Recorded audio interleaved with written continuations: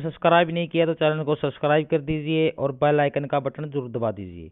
तो चलिए दोस्तों, आपको कई बार फिल्मों में देखा होगा और लोगों से सुना भी होगा कि जब कोर्ट में जज किसी अपराधी को फांसी की सज़ा सुनाते हैं तो उसके तुरंत बाद ही वह उस पेन की नींव को तोड़ देते हैं जिससे उन्होंने फांसी की सज़ा का आदेश लिखा होता है। लेकिन क्या आप इसका मतलब जानते हैं?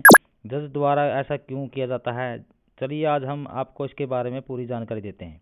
सबसे पहले हम आपको बता दें कि यह प्रचलन भारत में ही है।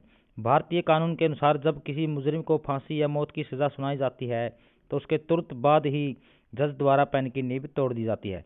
भारतीय कानून में सबसे बड़ी सज़ा फांसी की सज़ा ही है। रेयर ऑफ रेयरेस्ट केस यानी जघन्यतम अपराध के मामले में ही मुजरिम को फांसी की सज़ा सुनाए जाने का प्रावधान है। जिस व्यक्ति का अपराध जघन्यतम अपराध की श्रेणी में आता है तो उसे ही मौत की सज़ा सुनाई जा सकती है। ऐसे किसी भी मामले में सज़ा सुनाने के बाद जज अपने पेन की नींव को तोड़ देते हैं, इस आशा में कि दोबारा ऐसा अपराध न हो। एक कारण यह भी माना जाता है कि इस सज़ा के बाद किसी व्यक्ति का जीवन समाप्त हो जाता है, इसलिए ये सज़ा सुनाने के बाद पेन की नींव तोड़ दी जाती है ताकि पेन का भी जीवन समाप्त हो जाए और इसके बाद पेन द्वारा कुछ भी और लिखा न जा सके। भारत में फांसी की सज़ा किसी भी बड़े अपराध के लिए अंतिम सज़ा होती है। अगर एक बार सुप्रीम कोर्ट के जज द्वारा फांसी की सज़ा सुनाई जा चुकी है तो इसके बाद इससे बदला नहीं जा सकता।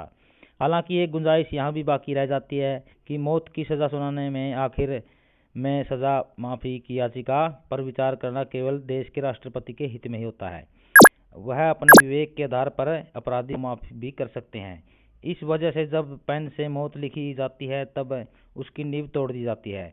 यह भी माना जाता है कि अगर फैसले के बाद पेन की नींव तोड़ जा चुकी है तो उसके बाद खुद उस जज को भी अधिकार नहीं होता कि वो दोबारा उस फैसले को बदलने के बारे में सोच भी सके।